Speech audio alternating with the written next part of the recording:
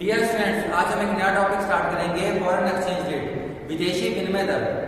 अब देखिए, दो चीजें होती है, एक होती है foreign exchange reserves, forex reserves जिनको बोलते हैं, और दूसरी चीज होती है फॉरेन एक्सचेंज रेट दर। तो फॉरेक्स रिजर्व्स वो होते हैं कि हमारे पास जो विदेशी मुद्रा है हमारे पास, उसको हम कहते हैं फॉरेक्स, यानी कि फॉरेन एक्सचेंज रिजर्व्स। अगर हमारे पास डॉलर पड़े हैं, पाउंड पड़े हैं, तो हमारे पास फॉरेन एक्सचेंज है। अब जिस दर पे वो ट्रेड होती है, यानी कि एक के बदले दूसरी दी जाती है, वो रेट कहलाता है फॉरेन एक्सचेंज रेट। ये बिल्कुल वैसे जैसे हम कोई वस्तु खरीदते हैं, तो एक चीज को खरीदने के लिए कितने रुपए देने पड़ेंगे, वो रेट है, वो उसकी प्राइस है, उसकी कीमत है। ठीक वैसे ही कोई और विदेशी करेंसी खरीदने के लिए हमको क्या देना पड़ेगा, वो है फॉरेन एक्सचेंज रेट। अगर डॉलर खरीदना है तो कितने रुपए देने पड़ेंगे, अगर पाउंड लेना है तो कितने रुपए देने पड़ेंगे, वो है एक्सचेंज रेट, कितने पे हम उस करेंसी को ट्रेड करेंगे। तो इसके लिए जो डेफिनेशन सबसे पॉपुलर है वो है foreign exchange rate is price of one currency stated in terms of another currency. बाकी कई सारी इसकी परिभाषाएं दी है, वो हम आपको लिखवा दूंगा पीडीएफ के माध्यम से, लेकिन जो मेन परिभाषा है जो सही में इसको व्यक्त करती है वो यही है, एक मुद्रा की दूसरी मुद्रा की तुलना में क्या कीमत है, या एक मुद्रा को लेने के लिए दूसरी मुद्रा कितनी देनी पड़ेगी, वो है फॉरेन एक्सचेंज रेट। अब इसको थोड़ा सा मैं समझाता हूं कि आज के टाइम में 74.55 रुपीज देंगे तो $1 है, और 96.5 कुछ देंगे तो £1 है। 11.14 के पास रुपीज देंगे तो चाइनीज युआन है। तो ये आप देख सकते हैं कि हमसे स्ट्रॉन्ग दिख रही है करेंसी, ज्यादा देखिए हमको कम मिल रहा है। अब दूसरी चीज यहां पे देखिए कि ₹1 देंगे तो 1.40 येन आएगा, जापान की करेंसी येन है तो वो आ जाएगा, यानी कि कम देके ज्यादा मिल जाएगा। इसके अलावा ₹1 देंगे तो 2.50 पाकिस्तानी रुपये आ जाएगा। पाकिस्तान की करेंसी को भी रुपये कहते हैं। अब आप यहाँ देखिए कि 74.55 देके $1 मिल रहा है, 96.5 देके £1 मिल रहा है, 11.14 देके चाइनीज युआन मिल रहा है, लेकिन ₹1 के बदले में आपको 1.40 येन मिल जाएगा, जापान की करेंसी है, और ₹1 देके आपको 2.15 पाकिस्तान का रुपया मिल जाएगा। अब यहाँ पर मैं एक चीज पहले ही बता रहा हूँ, इंट्रोडक्शन में ही आपको चीज समझा रहा हूँ कि कभी भी ये जो दर है ये कभी ये नहीं बताती है कि दोनों अर्थव्यवस्थाएं कैसे हैं, कितनी मजबूत हैं, ये कभी नहीं पता चलता। एक ये कॉमन धारणा है स्टूडेंट्स में, आम जनता के अंदर, कि इससे पता चल जाएगा कौन कितना रिच है। ऐसा कुछ भी नहीं है। फॉरेन एक्सचेंज रेट सिर्फ एक रेट है कि हम अपना एक यूनिट और उनका एक यूनिट कैसे अदल बदल करते, कैसे एक्सचेंज करते, ये एक यूनिट है।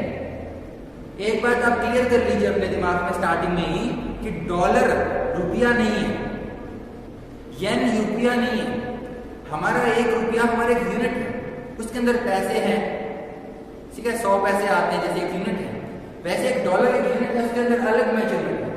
ये बिल्कुल वैसे ही है जैसे आप किलोग्राम को ग्राम से तुलना करें या 1 किलोग्राम को लीटर से तुलना करें, तो इस प्रकार की तुलना आप नहीं कर सकते। एक्सचेंज रेट है ये एक प्रकार का कि $1 के लिए आपको इतना खर्चा करना पड़ेगा, इतने रुपए देने पड़ेंगे, इतने £1 के लिए इतना देना पड़ेगा, चाइनीज युआन है कितना देना पड़ेगा, ₹1 दो को ये मिल जाएगा। ये जो टेबल है ये कभी नहीं बताता है कि कौन स्ट्रॉन्ग है। आप यहाँ पे देखें, गौर कीजिए कि ये येन है, जापान की करेंसी है, जापान की। अब जापान जो है वो नॉमिनल जीडीपी के हिसाब से हमसे स्ट्रॉन्ग है, उसकी पर कैपिटा इनकम हमसे ज्यादा है, वो एक हमसे ज्यादा एडवांस्ड इकोनॉमी है। अब दो चीजें हैं, ये पहले से क्लियर कर दूं कि हम अपने चैप्टर में क्या क्या पढ़ेंगे। एक तो हम एक्सचेंज रेट की डेफिनेशन पढ़ेंगे, एक्सचेंज रेट को समझेंगे, वो मैं आपको बता रहा हूँ। उसके बाद फिक्स्ड और फ्लेक्सिबल एक्सचेंज रेट में डिफरेंस समझेंगे, उनके एडवांटेजेस और डिसएडवांटेजेस समझेंगे, वो भी मैं आपको बताऊंगा कि स्थिर विनिमय दर क्या होती है और परिवर्तनशील विनिमय दर क्या होती है। फिर मैं आपको थ्योरीज करवाऊंगा, उसमें एक मिंट थ्योरी है, एक है purchasing power parity theory, PPP theory. वो भी मैं आपको बताऊंगा। और उसके अलावा एक थ्योरी है डिमांड एंड सप्लाई थ्योरी, वो भी आपको बताऊंगा। तो आप मोटा मोटी ये समझ लीजिए, इसमें डिटेल में जाना पड़ता है लेकिन आपको समझाने के लिए बता रहा हूँ। ये जो चीज एक तरह से डिमांड एंड सप्लाई थ्योरी है, या फिर एक तरह से एक्सचेंज रेट इस तरीके से दिखाया गया ट्रेड करने के लिए। आप जब दुनिया में कुछ जाते हैं, यानी किसी विदेश में चले गए, फॉरेन टूरिस्ट हैं आप अमेरिका गए, तो आपको वहां पे खर्चा करने के लिए डॉलर की जरूरत पड़ेगी, उस देश की करेंसी की जरूरत पड़ेगी। आप ट्रेड कर रहे हैं, एक्सपोर्टर इंपोर्टर हैं, तो भी आपको उस करेंसी की जरूरत पड़ती है। इसलिए हम अपनी करेंसी देके दूसरी उस देश की करेंसी लेते हैं, फिर वहां पे काम करते हैं। चाहे हम वहाँ टूरिस्ट की तरह जाएं, चाहे वहां आप स्टूडेंट की तरह जाएं, चाहे वहां से सामान ले रहे हैं, वहां पे डीलिंग कर रहे हैं, हमको उस काम के लिए चाहिए होता है ये फॉरेन एक्सचेंज। और उसकी दर क्या है, अगर हमको अमेरिका डॉलर चाहिए तो कितना देना पड़ेगा। और हर देश को दूसरी करेंसी लेने के लिए इस प्रकार से एक मार्केट होता है जिसको कहा जाता है फॉरेन एक्सचेंज मार्केट। वो कोई जगह नहीं है, मतलब कोई जगह नहीं है, लोकेलिटी नहीं है कि आप वहां पे गए, वो एक सिस्टम है। उस सिस्टम को जहाँ पे ये जो इंटरमीडिएटरीज काम करते हैं, जो इसमें डीलिंग करते हैं, जो बैंक्स हैं, वो सब उस सिस्टम के अंतर्गत आते हैं इंस्टीट्यूशन। और वो सिस्टम इस करेंसी की ट्रेडिंग करता है। डॉलर हो गया, यूएन हो गया, येन हो गया, पाउंड हो गया, इंडियन रुपी हो, चाहे पाकिस्तानी रुपी हो, चाहे ऑस्ट्रेलियन डॉलर हो, लिबियन डॉलर हो, दिनार है, ये सब क्या है, वहां पर एक्सचेंज होता है। तो वो एक मार्केट है जिसके जो फंक्शन है उसमें काम करने वाले लोगों से है, बैंक से है, इंस्टीट्यूशन से है, उन सभी लोगों से, सिस्टम से बनी हुई है, वो कोई जगह नहीं है, ये भी बता दूंगा आपको। और वो एक दर है, इससे कभी डायरेक्टली नहीं बता सकते आप कि कौन से देश की अर्थव्यवस्था मजबूत है, कौन से की कमजोर है। इसमें दो पैमाने रहते हैं, एक मैं आपको समझा रहा हूँ, एक है पीपीपी, परचेजिंग पावर पैरिटी। ये वैसे भी काम की है जब आप नेशनल इनकम समझते हैं तब भी आती है ये चीज, जीडीपी समझते हैं जो आपको पिछले साल में बताया था। और जब आप ये एक्सचेंज रेट समझते हैं तो इसमें थ्योरी भी है, वो हम अलग से समझेंगे परचेजिंग पावर पैरिटी क्या होता है। लेकिन ये जो चीज है इसके अंदर ये क्या एक्सचेंज रेट है, अगर ये खरीदना है तो इतना देना पड़ेगा, वो चाहिए तो इतना देना पड़ेगा। इससे कभी भी ये डायरेक्टली नहीं पता चलता, कुछ हद तक, यानी कि कुछ हद तक पार्शियली ये स्टेट का जरूर करता है, लेकिन इससे कभी पता नहीं चलता कि कौन से देश की अर्थव्यवस्था मजबूत है, कौन से की नहीं है। पता चलता है चेंजेस से, परिवर्तन जो आता है उसमें जो शिफ्ट आता है उससे। डॉलर के बदले में पाउंड कितना मिलेगा या रुपये के बदले में डॉलर कितना मिलेगा, इससे कभी पता नहीं चलता। अब उदाहरण के लिए अमेरिका दुनिया की सबसे शक्तिशाली अर्थव्यवस्था है, डॉलर एक क्या नाम है ट्रस्टेड करेंसी है, लेकिन पाउंड के मुकाबले कमजोर है। आप यहाँ देख सकते हैं कि 74.55 का डॉलर मिल जाता है, 96.5 का पाउंड मिल जाता है। ये जब वीडियो बन रहा है तब के आसपास की रेट्स हैं, और हो सकता है ये चेंज हो जाए, आगे जब घटती बढ़ती रहती है न्यूज से आपको इसका पता चल जाएगा। ये अनुमान है इस प्रकार चल रहे हैं। तो आप देख सकते हैं इसका फर्क है, पाउंड डॉलर के मुकाबले महंगा है। तो इससे आप ये बिल्कुल अंदाजा नहीं लगा सकते कि यूके जो है वो ज्यादा मजबूत है अमेरिका से। आपको मैं ये बता दूं कि अमेरिका, यूएसए दुनिया की सबसे शक्तिशाली अर्थव्यवस्था है, लेकिन उसकी करेंसी इससे कमजोर दिखती है, लेकिन है नहीं। इसके पीछे काफी डिटेल्स हैं, वो मैं आपको नहीं बता सकता क्योंकि वो एक लेंथी टॉपिक हो जाएगा। लेकिन आपके लेवल के लिए उतना ही काफी है कि आप समझें कि हिस्टोरिकली ऐसा रहा है, लेकिन समय के साथ साथ चेंजेस निर्भर करते हैं। तो ये जो करेंसी है डॉलर, ये मजबूत हुआ है पाउंड के मुकाबले में। ये सिर्फ एक चेंज रेट है। तो फॉरेन एक्सचेंज रेट आप समझ रहे हैं तो एक बात दिमाग में डाल लीजिए कि केवल एक मुद्रा को लेने के लिए दूसरी मुद्रा कितनी खर्च करनी पड़ती है, क्या उसकी कीमत है, price stated of one currency in terms of another currency. यही है फॉरेन एक्सचेंज रेट। इससे कुछ आइडिया नहीं लगता है कौन कमजोर है कौन मजबूत है। हाँ, जो उसकी मूवमेंट है उससे थोड़ा आइडिया लग जाता है कि हाँ स्थिति कैसी जा रही है, इकोनॉमिक कंडीशंस कैसी जा रही है। इसलिए हम कहते हैं कि हमारा रुपये कमजोर हो गया तो चिंता का विषय। परंतु इसमें एक और चीज होती है डीवैल्यूएशन। जानबूझ के भी इस रेट को कम ज्यादा किया जा सकता है। अगर हमको अपने एक्सपोर्ट बढ़ाने हैं, हम इसको 76 रुपए कर सकते हैं, सरकार भी इसमें कर सकते हैं, इसको डीवैल्यूएशन कहते हैं।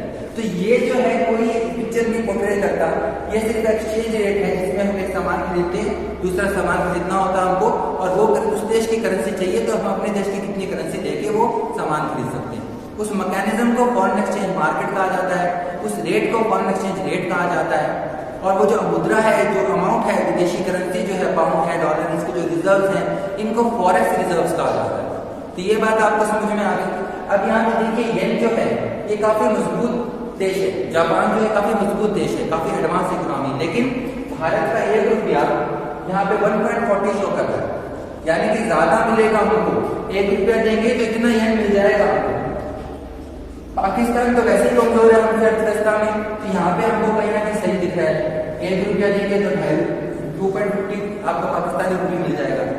तो यहाँ पे क्या आप देखेंगे कंफ्यूजन है, लेकिन एक बात समझ लीजिए कि डॉलर येन एक प्रकार का यूनिट है। मैं आपको बता दूं हमारा रुपया एक बड़ी अमाउंट है और उसके नीचे छोटा होता है पैसा, लेकिन जापान में ये बात सोचिए, जापान में जो ये येन है ये स्मॉलेस्ट यूनिट माना जाता है।